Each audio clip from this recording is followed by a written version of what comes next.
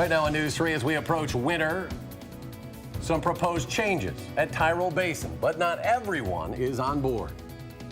And more than 150 people are set to lose their jobs. A long legacy on the east side is soon coming to an end. This is News 3 at 10.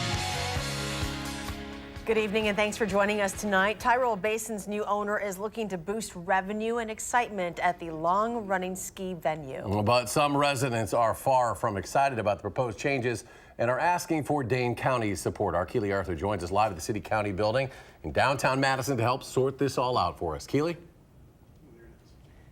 That's right. Tyrol Basin wants to install a new tubing hill. In order to do that, they need lights. Well, some residents in the area are really worried about lighting pollution, and they are trying to push back against a permit that would allow the lighting.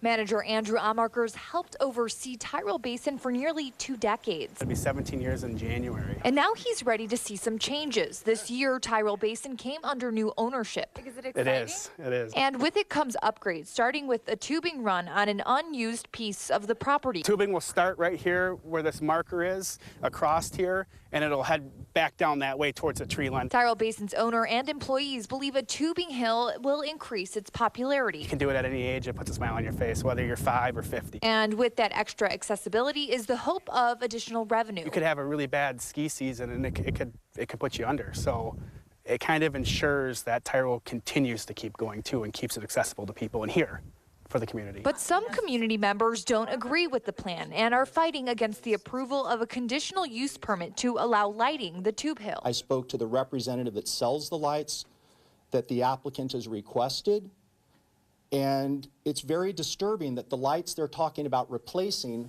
older lights, are actually going to create more glare. However, Tyrol owner Nathan McGree says the lighting was already approved back in 2000, but because of an error, the land where the tubing hill lighting is set to go wasn't included in the map. When they drew the maps, they left out the northwest quarter section on the map, but the wording says it covers the whole property. All parties were left in the dark tonight after Dane County decided to postpone their decision. Frustrating for Amaker, who wants those lights and hill running this season. Getting late, but that's the hope.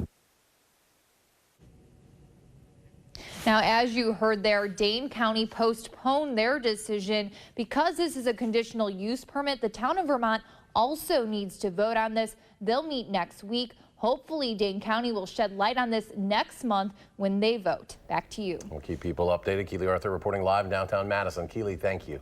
Beginning today, FEMA workers are in flood-affected portions of Dane County helping people sign up for federal disaster assistance. However, the agency says it will not be able to contact every resident affected by August and September flooding. Residents are being encouraged to sign up at disasterassistance.gov or by phone at 1-800-621-3362. Let's check in with Chief Meteorologist Gary Canalti now with our first alert forecast. Gary? Hi, Charlotte. Very quiet out there tonight. Not on the chilly side, but the weather very quiet around here. Let's start out by taking a look at Weather Track. We had sunshine today. Skies are clear for tonight, other than a few lake effect snow showers and rain showers up in the eastern portion of the UP of Michigan. The Midwest pretty much dry this evening. Low temperatures this morning started out in the lower to middle 30s. High temperatures today made it into the lower 50s, about 10 degrees cooler than yesterday. And current temperatures are now near those low temperatures for the day. In fact, here in Madison, it's actually a little lower than we were early this morning. By tomorrow morning, look for those temperatures to continue downward into the upper 20s, and then those readings will be back very similar to what we saw for today. So look for a wake-up temperature of right around freezing. Tomorrow, look for sunny skies and a high of 51. That's your first alert forecast. Thank you, Gary. New tonight, 6 children have died from a common virus in a New Jersey rehabilitation center. 12 other children remain sick from the adenovirus, which is similar to the common cold. This is at the Wanacue Center for Nursing and Rehabilitation. New Jersey health officials say over the last month, at least 18 pediatric patients have contracted the virus and 6 of them died.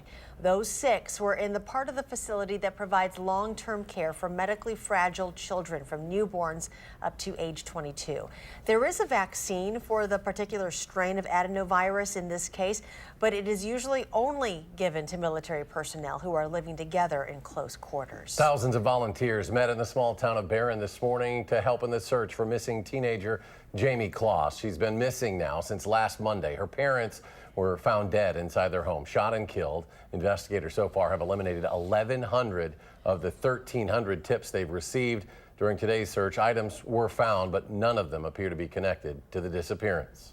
I believe she's still alive. I believe she's still out there, and the hope is what we're riding on, and that's what we're going to go with.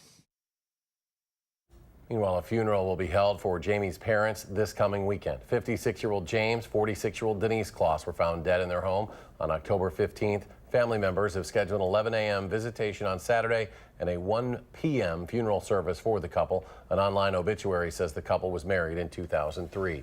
After nearly a century, a bakery on Madison's east side will shut down, leaving more than 100 people out of work. Amy Reed has been following the story for us today. Amy, how are people handling this news? Yeah, it's obviously a sad day for many of these workers at Bimbo Bakery. A lot had to put in decades of time at the company, only to get notice this morning the shop will be shut down. And as much as it affects all 159 of them, the effects of this will be felt throughout town.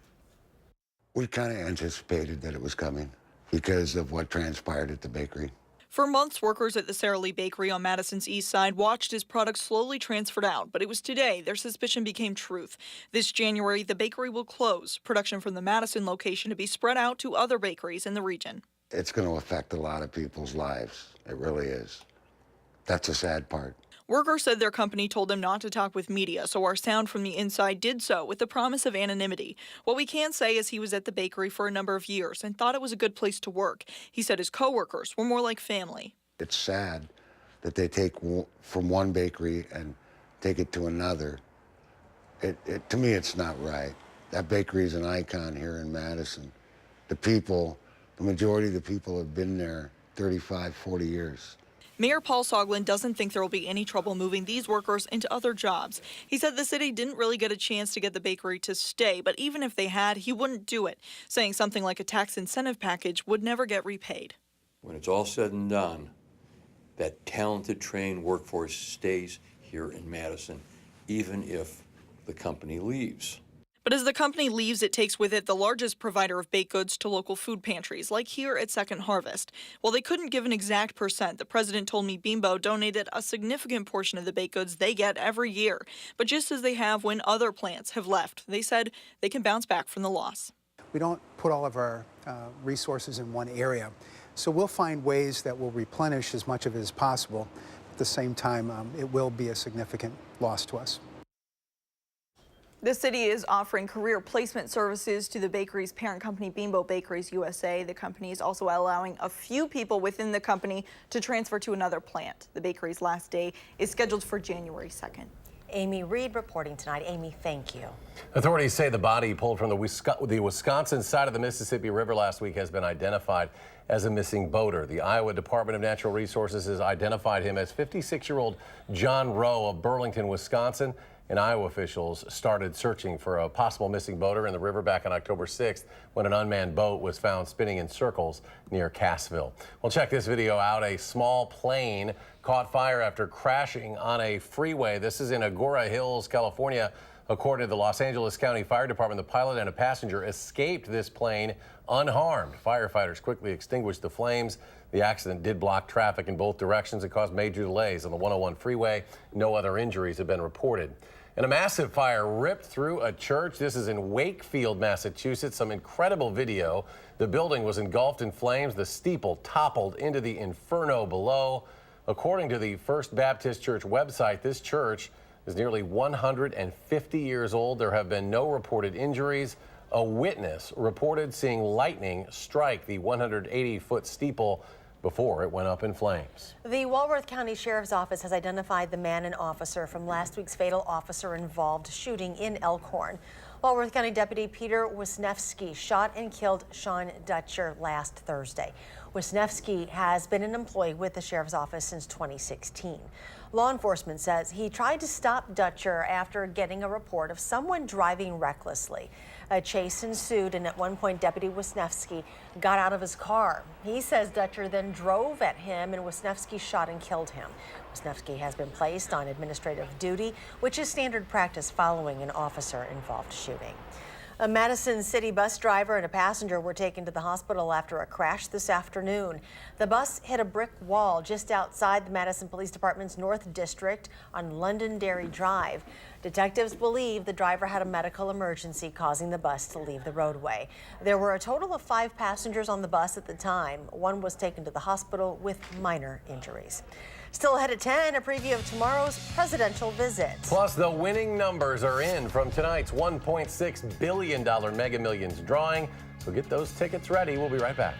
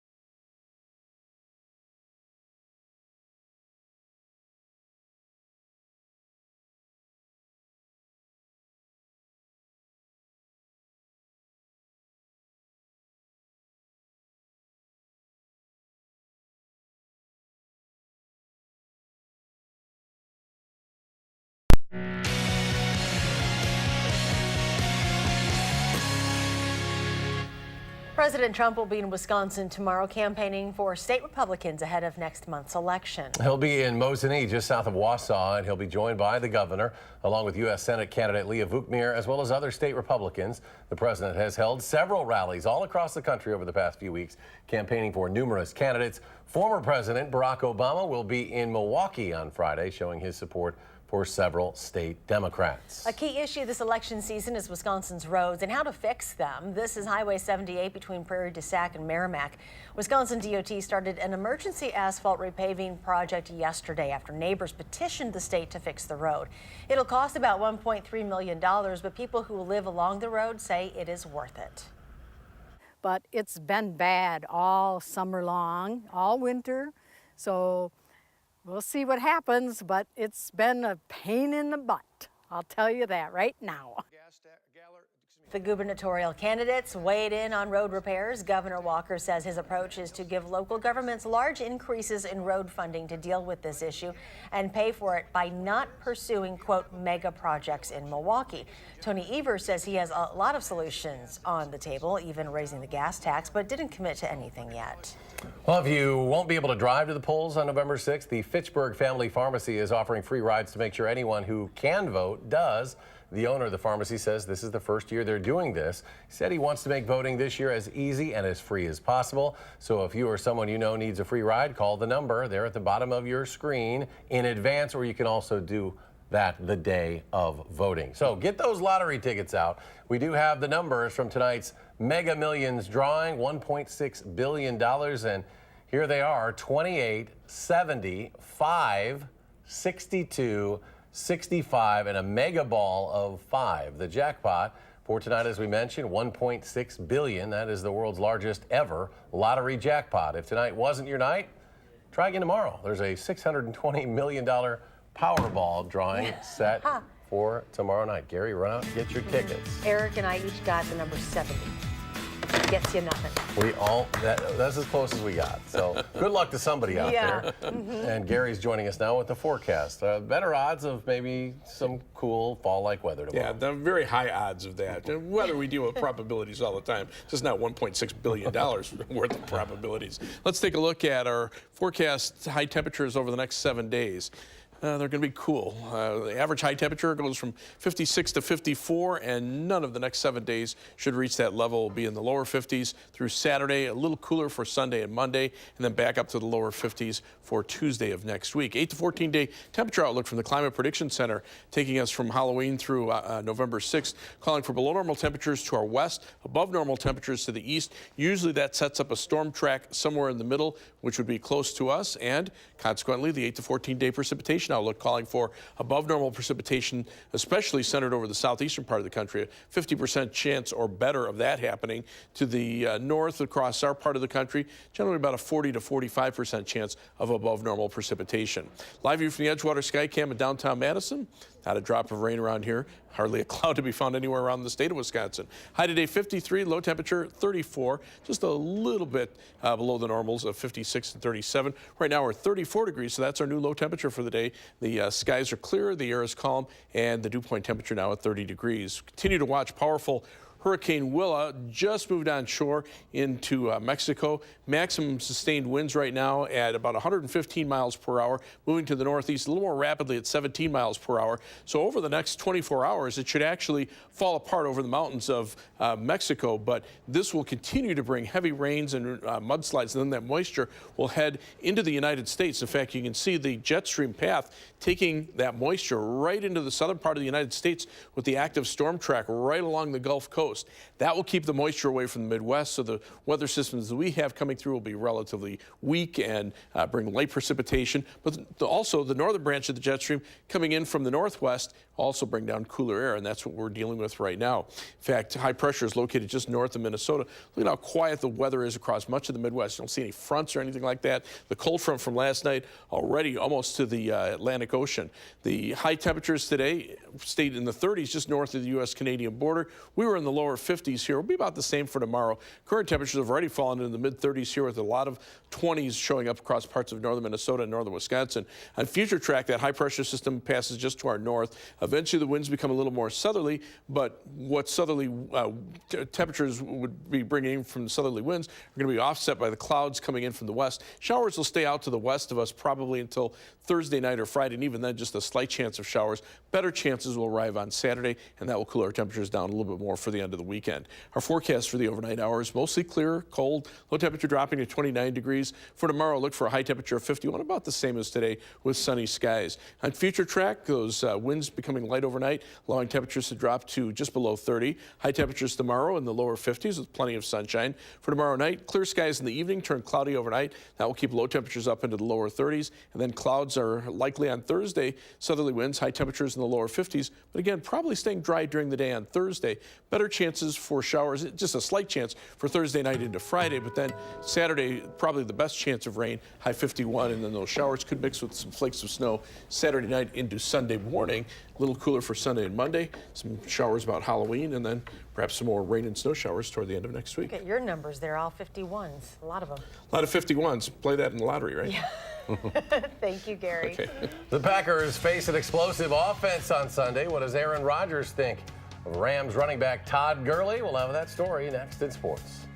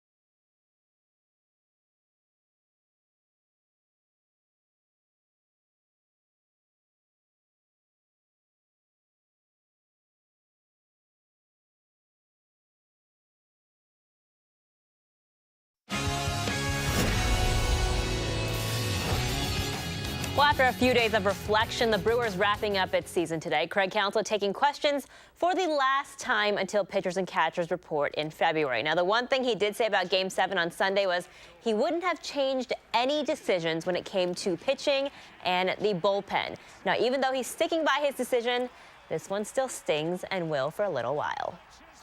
I mean, I think right now frankly, you're a little bit still in mad, sad, humbled for sure of what's gone on here. Your desire doesn't change. The desire is still the same. But we've got a lot of work to do. It's not easy. Meanwhile, baseball does go on. Game 1 of the World Series tonight at Fenway. Not quite the pitchers' duel we expected between Clayton Kershaw and Chris Sale. Right now, 5-4 Boston in the lead in the 7th inning. Well, a very talented Rams squad hosting the Packers in LA this week. The Rams, they are the only undefeated team left in the league. The Packers will have their hands full this Sunday, thanks in part to Rams top running back Todd Gurley. He scored 3 touchdowns in Sunday's game against the 49ers and leads the NFL in rushing yards and touchdowns this season. And Aaron Rodgers has definitely noticed. Well, you got to be aware of where he's at. I mean, he's one of the more dominant players that the league has seen in a number of years. And then you pair that with a future Hall of Famer right next to him, who can dominate the game as well and has since his first year playing.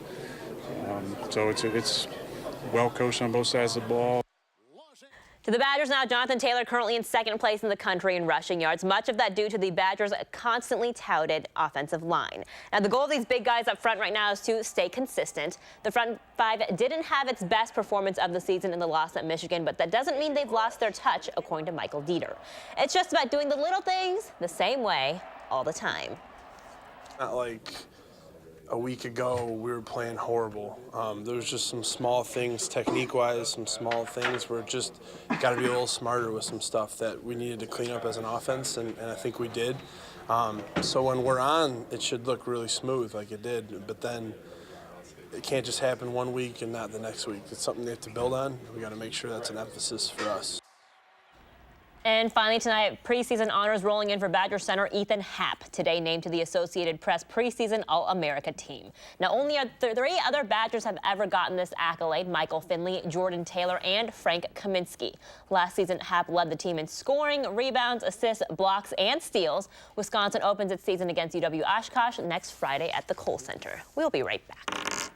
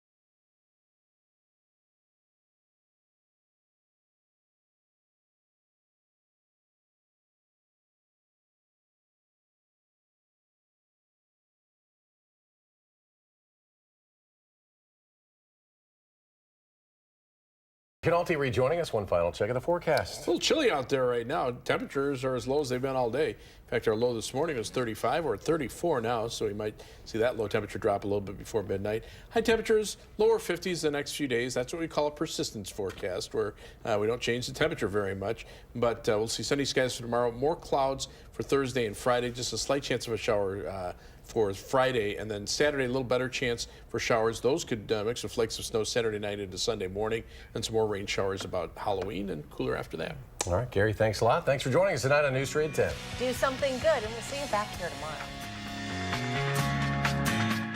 Making plans that are weather dependent? Get an accurate 12-hour, even a 10-day forecast. Download the Channel 3000 First Alert Weather app and start planning.